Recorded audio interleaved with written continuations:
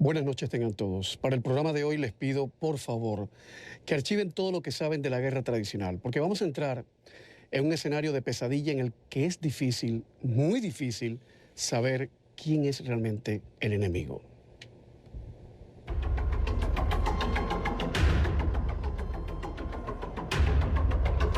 El ciberataque perpetrado hace casi una semana contra la red de oleoductos operada por la empresa Colonial y que garantiza el 45% del combustible a la costa este de Estados Unidos ha reactivado la amenaza de lo que los expertos llaman la ciberguerra fría o la nueva guerra mundial.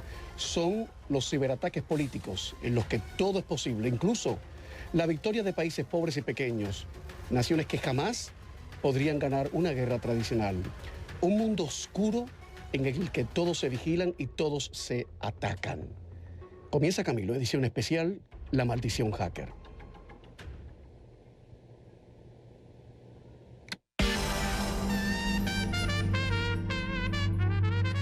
Intentaba decirles a propósito del tema que el gabinete de crisis reúne hoy a 3 de los expertos que más conocen de los sabotajes informáticos. En Miami, saludo a Dmitry Bestushev, director del equipo de investigación y análisis para Kaspersky Lab en América Latina. Buenas noches, Dmitry.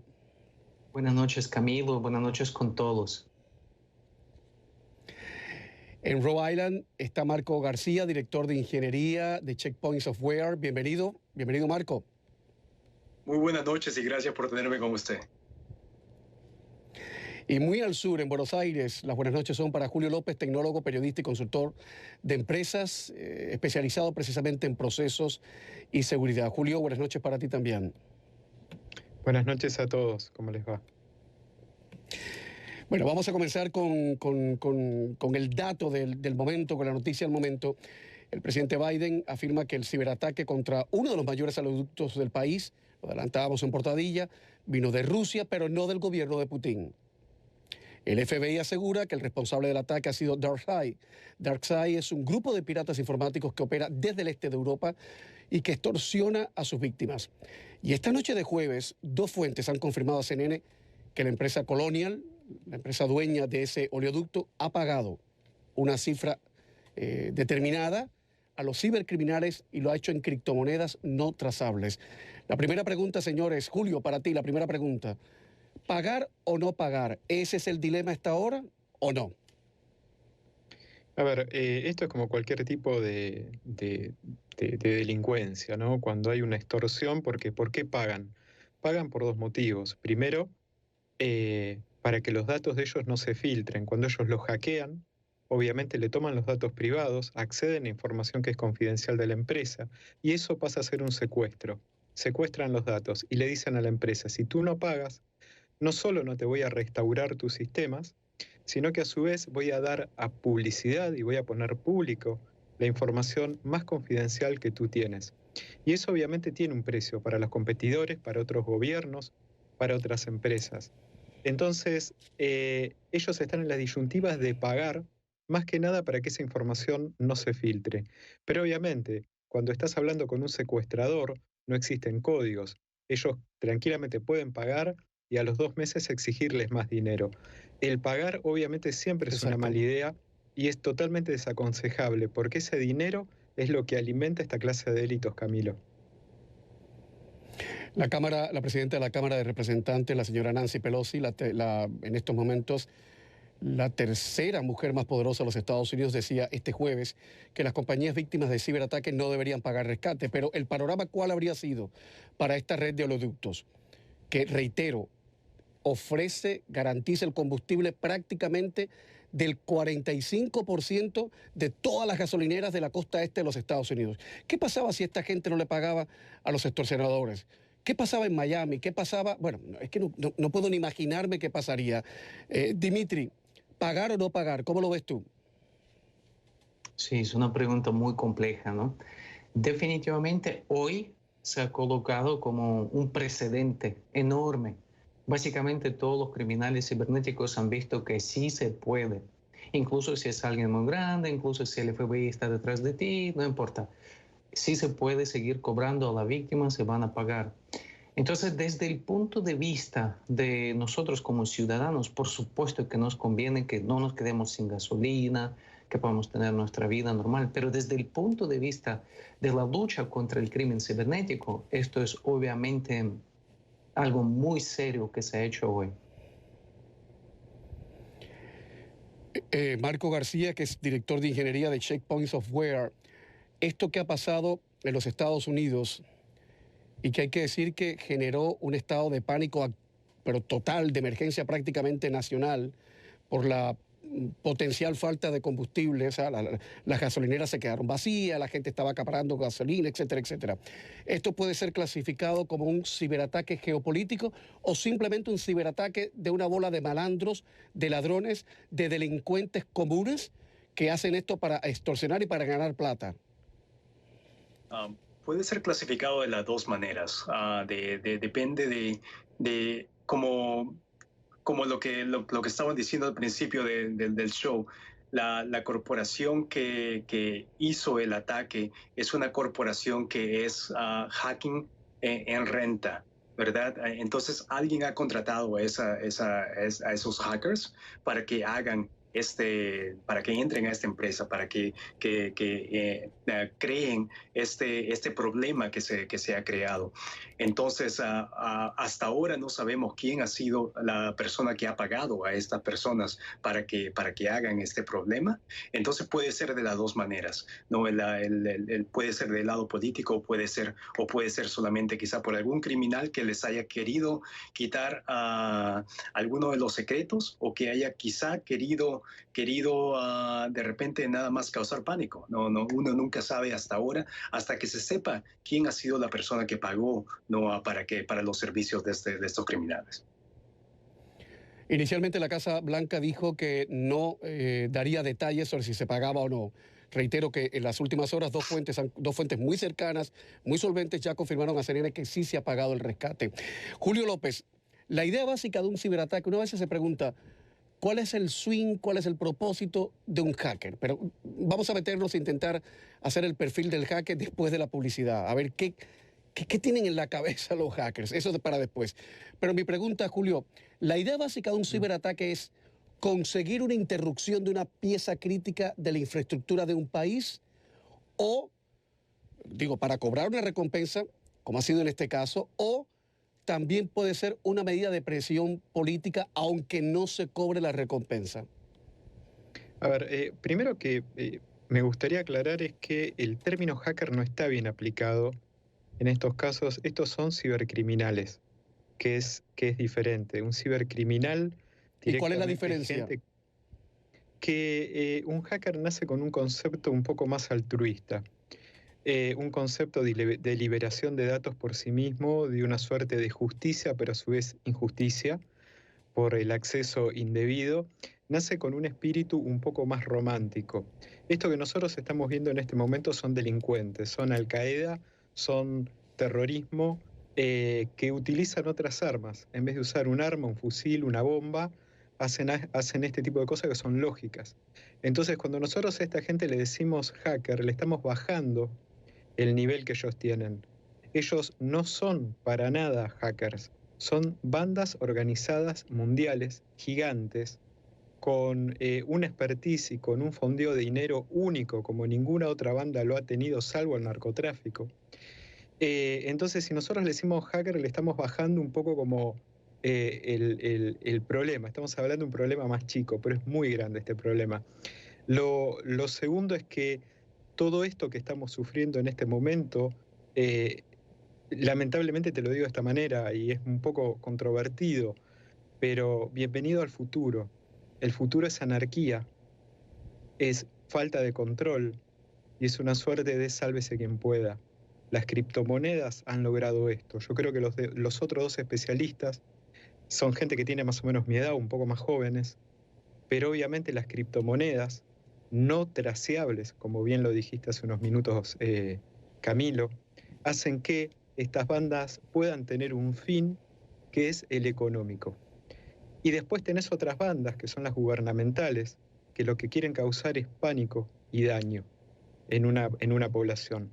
Como decía uno de los especialistas, no sabemos quién pagó esto. Quizás solamente sea por el dinero, pero imagínate que si pudieron hacer esto por cobrar una recompensa, también podrían haber obtenido dinero de algún gobierno por dejar la mitad de la costa este de Estados Unidos sin combustible, causando una escena de pánico como lo que vimos, la gente haciendo colas en las gasolineras. Bueno, hay que decir también que ahora le ha tocado a los Estados Unidos, pero los Estados Unidos no están libres de polvo y paja. En el mundo siniestro de la ciberdelincuencia, nadie está libre de polvo y paja. Estados Unidos también utiliza estas herramientas de la ciberguerra fría o de la nueva guerra mundial, como le llaman, para presión política. Y vamos a hablar de eso más adelante. Señores, antes de ir a publicidad, esta es una pregunta de sí o no. ¿Creen ustedes que la única certeza en este tema es que nada ni nadie está completamente a salvo de las amenazas cibernéticas? ¿Cierto o falso? Dimitri. Cierto, nadie está realmente a salvo. Ningún país, por más poderoso que sea, todos realmente pueden ser atacados con éxito. Marco García. Muy cierto. Cualquier país, cualquier industria, hasta cualquier persona común puede ser atacado por cualquiera de estos terroristas. No, es muy cierto. Con toda la información estando conectada como es ahora, el riesgo es muy grande, ¿no? Y Julio López lo ha dicho con todas sus letras, alto y claro. Este es el futuro, no hay de otra y hay que enfrentarlo. A tenor de la aclaración que ha hecho Julio, que me parece muy lúcida, y me parece que deberíamos cambiar entonces el nombre, el título de producción que le hemos puesto al programa, en vez de la maldición Hacker, ponerle la maldición del siglo XXI, a ver qué les parece a ustedes. A tenor con esa aclaración, vamos a intentar, después de publicidad, trazar el perfil del ciberdelincuente. ¿Quién es y por qué lo hace? Realmente, ¿por qué lo hace? Porque hay algunos que no quieren plata. Hay algunos que nos quieren destronar a Biden. ¿Por qué diablos lo hacen? ¿Por jorobar la pita? ¿Por reafirmación personal? ¿Por vanidad? ¿Por imbecilidad? Pausa y estamos de vuelta. Y ustedes participen, por favor, si quieren, en el numeral Camilo Ciberataque, que esto nos concierne a todos, ¿eh? La próxima víctima podríamos ser usted o yo, cualquiera. Este es el futuro.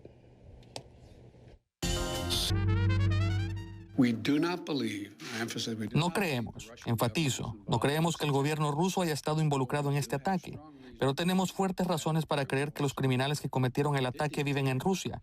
De ahí es de donde vino esto, de Rusia.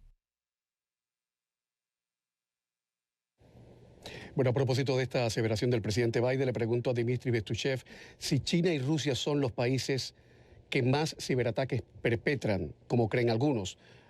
Hay otros analistas que dicen que habría que incluir a los Estados Unidos también. Bueno, ¿cuáles son los países que más ciberataques perpetran en el mundo? Dimitri. Sí, aquí tenemos que partirle en dos como fases de ciberataque, o dos tipos, ¿no?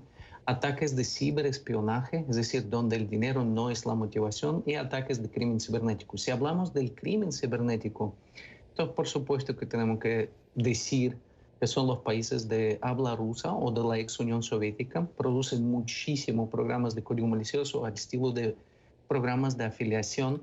También en Latinoamérica es Brasil. Pero ¿por qué los rusos están tan obsesionados con esto?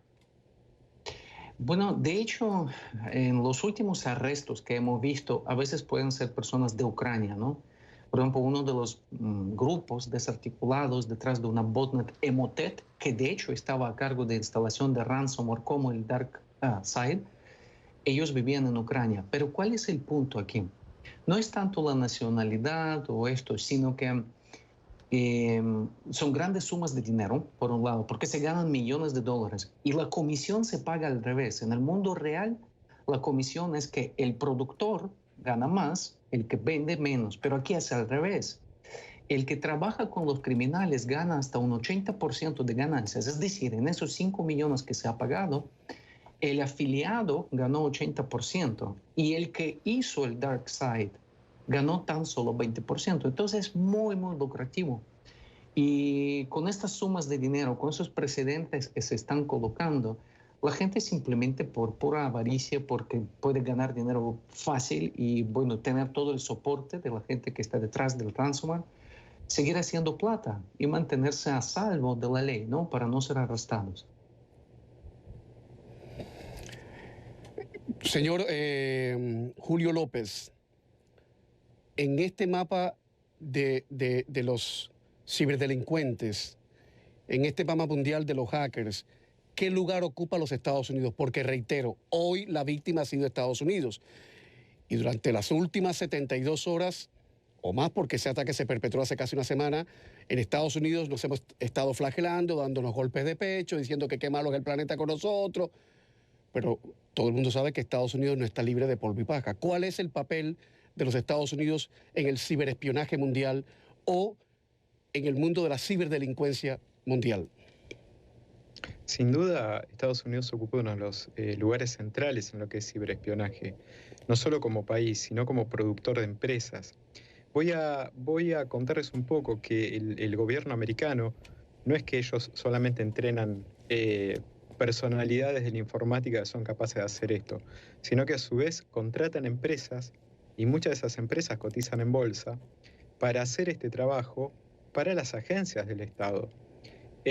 ¿Por qué? Porque para hacer este tipo de ataques se requiere mucho talento y gente muy capacitada, que tú no puedes poner un aviso en un diario y decir, bueno, quiero contratar una persona capaz de hacer este tipo de ataque. O sea, realmente lo tienes que adquirir de una empresa. Y hay muchas empresas en Estados Unidos que prestan este servicio para estados. Pero he aprendido un nuevo término hace poco de una gente que es holandesa que me decía, tienes que limpiar el plato para que se entienda lo que viene después. Y quiero contar algo que estaba diciendo Dimitri, que quizás no se entendió para la audiencia, que es lo del afiliado y lo del cibercriminal. Que uno gana 80%, el otro gana 20%. Yo te quiero explicar, Camilo, a ti y a tu audiencia, que es muy posible que este ciberacto criminal que acabamos de ver en la petrolera haya sido con un infiltrado adentro. Porque ese es el afiliado. Suponte tú que yo empiezo a trabajar para CNN y soy el jefe tecnológico de CNN. Entonces me contacto con esta gente que son los cibercriminales, o esos cibercriminales se contactan conmigo, como ya ha pasado en Tesla, y me dicen, Julio, nosotros podemos darte a ti el 80% de 5 millones, porque eso es lo que creemos que le podemos sacar a CNN si encriptamos toda su información y vendemos su información al mundo. Entonces, ellos ya no tienen que ni siquiera hackear los sistemas o vulnerarlos. Yo los voy a ayudar desde adentro, porque soy parte de ese negocio. Eso se llama afiliado. Entonces, esta vez, este tipo de bandas... Como un caballo de Troya. Claro, exactamente. Entonces, imagínate cuál es el problema aquí. Hemos creado una criptomoneda que es imposible de saber quién la tiene, a dónde va y quién es el portador. Hemos resuelto el problema del cobro de este tipo de delincuencia, lo hemos resuelto perfecto, y hemos extendido ese negocio a decir, ok, no solo el cibercriminal es el que hace el negocio, sino que a su vez busca asociados. A eso se llama ransomware as a service. O sea, yo contrato una empresa de ransomware, o yo soy parte momentánea en ese momento de esa asociación, y yo ayudo a esta banda a meterse adentro de mis sistemas, de la empresa donde yo estoy trabajando, porque ellos me van a dar el 80%, como decía Dimitri, de la ganancia de ese ataque. Este es el riesgo real. El riesgo real es que podemos pagar un ciberataque en dinero sin llegar a la persona que lo recibe. Podemos tentar a una persona desde el exterior para que trabaje para nosotros o que nos abra la puerta. Y esto es lo que causa caos, caos, esto es caos. Esa petrolera, esta gente que es la del caño de petróleo, en este momento seguramente está investigando a la gente que trabaja para ellos, porque es muy posible que esta filtración, si no se hizo vulnerando los sistemas desde afuera, vino desde adentro. Bueno, pues lo que has dicho, Julio, y lo que ha dicho Dimitri nos ha dejado a todos, me imagino, de una pieza, a tocar madera. Marco García, cuando regresemos, me tienes que ayudar, junto con el resto del gabinete de crisis, a perfilar el rostro del ciberdelincuente y diferenciarlo del hacker. Diferenciarlo, por ejemplo, de esta gente Anonymous que hacen esas trastadas que, hay que decirlo, hay que admitirlo, a veces a uno le da cierta satisfacción cuando publican ciertos datos que el altísimo poder quiere que no sepamos, cuando es a nosotros los que nos asiste el derecho de saberlo todo, porque con nuestros impuestos ellos están ahí. Nosotros le pagamos a ellos. Quiero decir, en las democracias, que funciona medianamente. En las sociedades semisalvajes, ¿para qué hablar? En las dictaduras de izquierda y derecha, ¿para qué hablar? Ojo que la liebre ha saltado, ¿eh? No sé si se han dado cuenta. Dmitry Bestuchev dijo que en América Latina, Brasil es el país que más ciberataques perpetra. Vamos a hablar de eso más adelante también. Publicidad y estamos de vuelta. Esto es Camilo Edición Especial, la maldición de los ciberataques. Pregunta para Marco García, director de ingeniería de Checkpoint Software. ¿Cuál es la edad promedio de un ciberdelincuente, de un cibercriminal en el mundo de hoy, Marco? La edad varía, porque de verdad puedes ver a muchachitos que saben usar la computadora muy bien desde que tienen los 10 años, los 8 años, y saben cómo escribir programas, ¿no? Para escribir código, poder entrar a sistemas, empiezan a aprender del Internet desde una edad muy pequeña, ¿no? Con toda la tecnología que existe ahora, están expuestos de una edad muy pequeña a aprender todas esas tecnologías, ¿no? Entonces, la edad de un hacker, ¿no? Puede empezar desde muy pequeño o puede empezar hasta muy adulto. Pero la diferencia de esto es que como decían mis colegas, ¿no? Un hacker es una persona que quizá está tratando de entrar a un sistema para probarse a él mismo algo como que pudo entrar, que lo pudo hacer, no como una meta que está tratando de hacer, o quizá para de repente por un ideal, ¿no? Que quizá quiere entrar a una compañía para sacar y exponer alguna información de esa compañía y decir que esto no va con la ideología que ellos tienen, ¿no? Las cosas cambian mucho cuando ya empezamos a hablar de los ataques como lo que estamos viendo ahora, ¿no? Los ataques como ahora que son como de extorsión, ¿no? Que te dicen que si es que no pagas este dinero, hemos entrado a tu compañía y tenemos todas tus informaciones, la vamos a sacar a todo el público, y si la saco a todo el público, no es como se dice, game over, porque después de eso, ¿cómo recuperas todos tus secretos de la compañía? ¿Cómo recuperas todos tus códigos? ¿Cómo recuperas todos tus clientes? Ahí es que cambia mucho el juego. Entonces, a la pregunta que me hizo, la edad puede empezar desde muy pequeño, pero la diferencia es cuál es el motivo por lo que están haciendo. O sea, logro colegir que la diferencia esencial entre un hacker y un ciberdelincuente es que en el caso del hacker podría haber un compromiso, podría haber cierto ideal, cierta moralidad, y el ciberdelincuente es un ciberdelincuente y punto. ¿Cuáles son los países, Marcos, que hoy tienen las defensas cibernéticas más sólidas, que están mejor preparados para enfrentar esta auténtica maldición?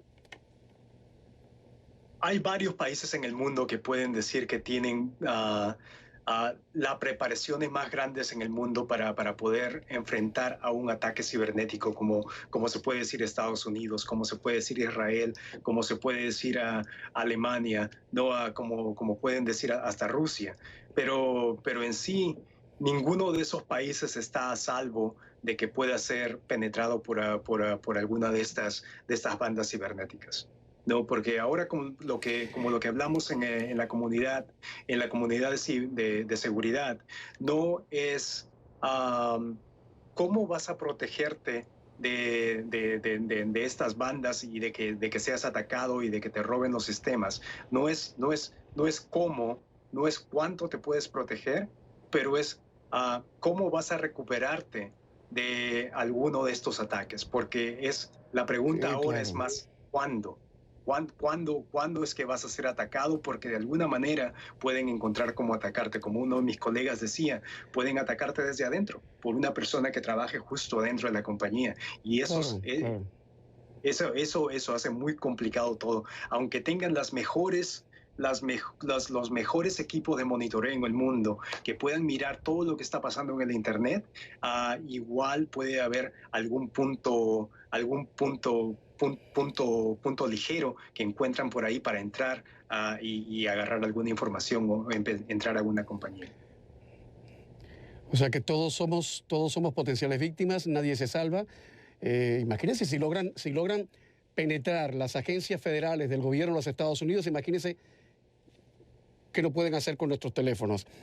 O sea que, como dicen en mi barrio, éramos muchos y parió la abuela. Sí. Dmitry Bestuchev, preguntas de televidentes, que ya son preguntas concretas que la gente se está haciendo, más allá del ataque al oleoducto, porque como no somos jeques árabes, no tenemos oleoducto, vivimos un sueldo. Televidente de Santiago de Chile pregunta, ¿por qué cuando se registran dominios falsos en Internet, eso hay que interpretarlo como una señal de propagación de virus informáticos?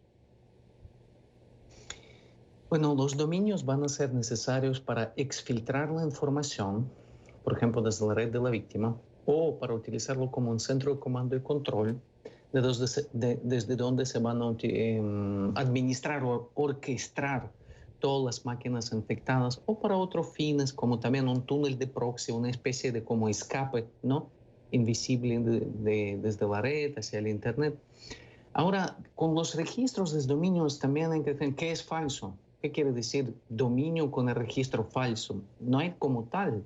El registro es el registro, el nombre puede ser cualquiera. La ley de GDPR en Europa ahora anonimiza completamente estos datos. No puedes mirar siquiera quién está detrás de cada dominio. Entonces, más que nada, no que un dominio sea falso o no falso, porque realmente todos son dominios legítimos, sino es comenzar a hacer inteligencia de amenazas con el uso de técnicas que se llaman como PDNS, el DNS pasivo, para mapear aquellos dominios y direcciones IPs que forman clústeres o así como nubes de actividades maliciosas. Y a base de esta reputación, entonces se podría ya hacer buenos bloqueos y esto permitiría entonces tener una mejor seguridad nuevamente proactiva, no reactiva, sino proactiva. Bueno, vamos a hacer algo. Voy a poner publicidad y voy a lanzar una pregunta a ver si calorizamos esto un poquito más y le damos un poquito de vida, porque siento que estamos todos muy proper, muy elegantes. Y un poquito de polémica y de debate nunca viene mal, ¿eh? Sobre todo con un tema que no nos es ajeno a nadie, prácticamente a nadie. Mi pregunta es, para ustedes que están viendo el programa y para mis invitados, ¿Edward Snowden y Julian Assange son hackers o ciberdelincuentes? Ya volvemos. Como Julio López suele hablar alto y claro, y como desde ya propició el cambio del título del programa con esa diferenciación que hizo entre hacker y ciberdelincuente, pues la pregunta es para él, y a partir de ahí a ver qué sale de esta pregunta, esta sonda que voy a enviar al espacio. De acuerdo con tu opinión, y esto ya en el marco estrictamente moral, Edward Snowden, Julian Assange, ¿son ciberdelincuentes o hackers?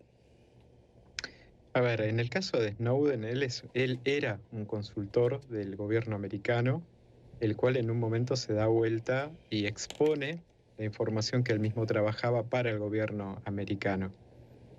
En todo caso, él era un hacker a sueldo del gobierno americano que se le dio vuelta al gobierno americano porque en algún momento esa persona no soportó la información que estaba manejando. Y Julian Assange es una persona que utilizó las herramientas tecnológicas para dar un marco de anonimato para que gente que tenía información en sus manos que necesitábamos saber todos como sociedad, fuera posible ponerla pública sin exponer a esas personas. Claramente uno puede llegar a decir, bueno, Julian, ¿qué pasaba si esa información realmente hubiera sido a propósito filtrada para dañar a un gobierno? Especialmente. Podría haber pasado.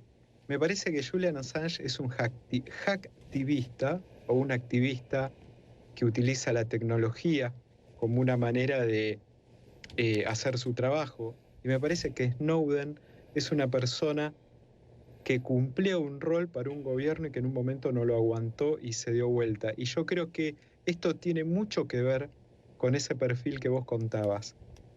La gente que tiene estos altos coeficientes intelectuales, y yo te juro, Camilo, que a mí me gustaría que un día entrevistes a uno y vos te vas a dar cuenta que es gente realmente sobrenatural. A mí me tocó muchas veces, y yo creo que Dimitri y el otro ingeniero también trabajaban en esa clase de gente, y vos te das cuenta que no están en este plano.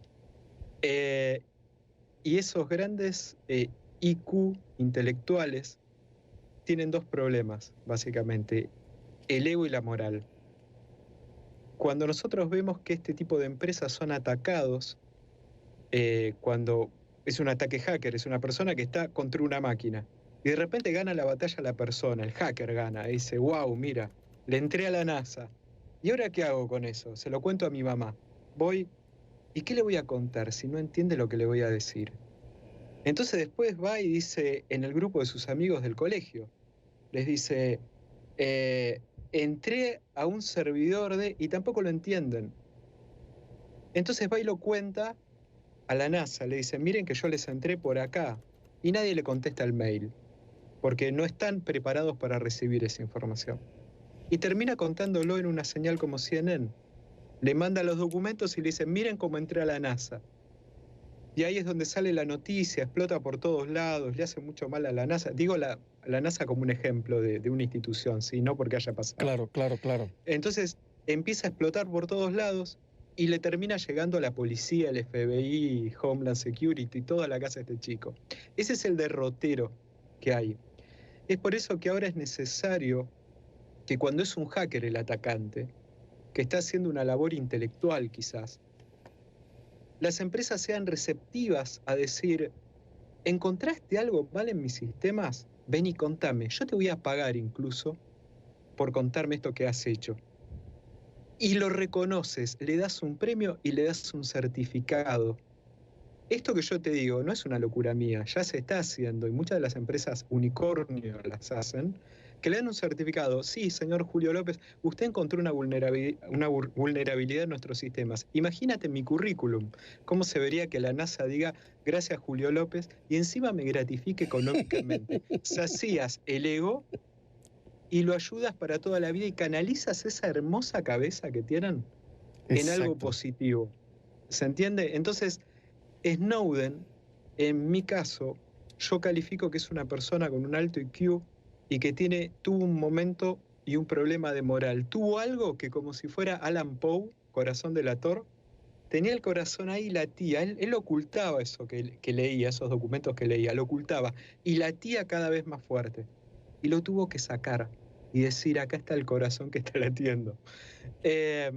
Es un caso, yo creo que no tenemos que chocar con los hackers, con todo este movimiento, tenemos que abrazarnos a ellos y tenemos que dar una cabida en la sociedad, porque lo tienen, y tenemos que castigar lo que es el ciberterrorismo, que es lo que acaba de pasar en Estados Unidos, que es diferente.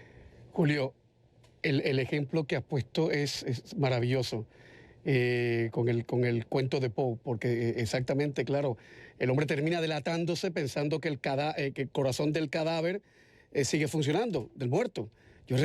Mira, me ha recordado una cosa que leí cuando era niño y yo me sobrecogí, me friqué, como decimos en Spanglish, porque decía, le puede pasar a cualquiera.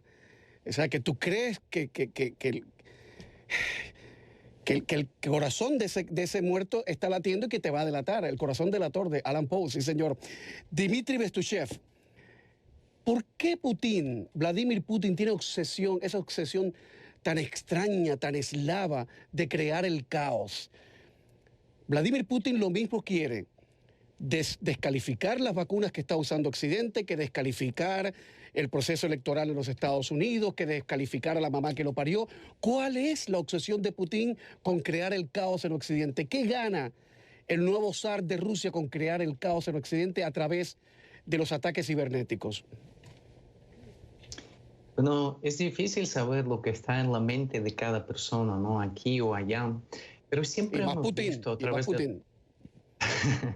Pero siempre hemos visto a través de la historia, ¿no?, que las potencias mundiales grandes siempre han estado de rivales uno con otro. Nunca realmente han sido como aliados, a menos que haya sido por muy corto tiempo, como por ejemplo durante la Segunda Guerra Mundial, y fue por un fin como en común. Pero de ahí siempre han estado en rivalidad, ¿no? Y nada ha cambiado. Podemos ver que hoy en el mundo político, en la escena política, no importa de qué partido sea la persona, un dirigente, siempre se utilizan diferentes dominios. Y cyber o ciber, este es un dominio que permite conseguir fines, ¿no? Tal como podemos hablar el dominio del aire, del mar, de la tierra, cyber es un dominio. Y a través de él se puede conseguir cualquier objetivo, de aquí hacia allá, de allá hacia acá, de ahí para allá, y así por el estilo. Es increíble, pero absolutamente cierto, rigurosamente cierto, dramáticamente cierto. Y ojalá que no sea así, pero puede perfectamente que en los próximos segundos usted o yo seamos las próximas víctimas de estos señores. Y ahí sí no, ni tocando madera, ¿eh? Ni vasito de agua, eso no funciona. Nada, este es el futuro. Publicidad y estamos de vuelta. Una televidente, Livia Inés Tamayo, me escribe y me dice, qué horror, qué horror, qué horror. Marco García, a propósito de lo que dice Livia Inés de las aplicaciones, ¿cuál es la precaución básica que hay que tener cuando uno baja una aplicación para evitar los zarpazos de los ciberdelincuentes? Cuando uno baja una aplicación, primero saber de dónde viene la aplicación. Como si estás bajando una aplicación como un juego que no sabes de dónde lo estás bajando, no sabes de dónde vienes. Si tienes que bajar ese juego, trata de tener alguna protección en tu computadora o a veces hasta en tu teléfono para que pueda decirte el nivel de riesgo que esta aplicación tiene o pueda hacer de repente un scan de la aplicación para que te pueda proteger, ¿no?, cuando la estás bajando. Porque en sí, hasta bajando un documento, puede entrarte algún malware a la computadora. Es así de fácil. O hasta una foto o hasta un video, ¿no? De cualquiera de esas maneras puede ser. Entonces, tener protección, ¿no?, en tu computador, tener protección en tu teléfono, puede ayudarte quizá a minimalizar el riesgo que uno se expone a tener eso. Ok, gracias, Marco. Magdalena Quiroga dice, después de ver el programa me da ganas de apagar el teléfono y no volverlo a encender. Bueno, a lo mejor hasta apagado se pueden meter esta gente en nuestros teléfonos, ¿no? Caballeros, muchísimas gracias por habernos acompañado hoy con toda su experiencia en el programa. Dimitri, Julio, Marco, muchísimas gracias. A ustedes muchas gracias por los comentarios y por la confianza. Estaremos de vuelta en la próxima emisión de Camilo. Tomémonos un vinito, que lo mejor está por llegar. No todo es un mundo de hackers ni ciberdelincuentes. Hasta mañana, cuídense, buenas noches. Buenas noches. Buenas noches. Chao. Gracias. Muchas gracias nuevamente. Adiós.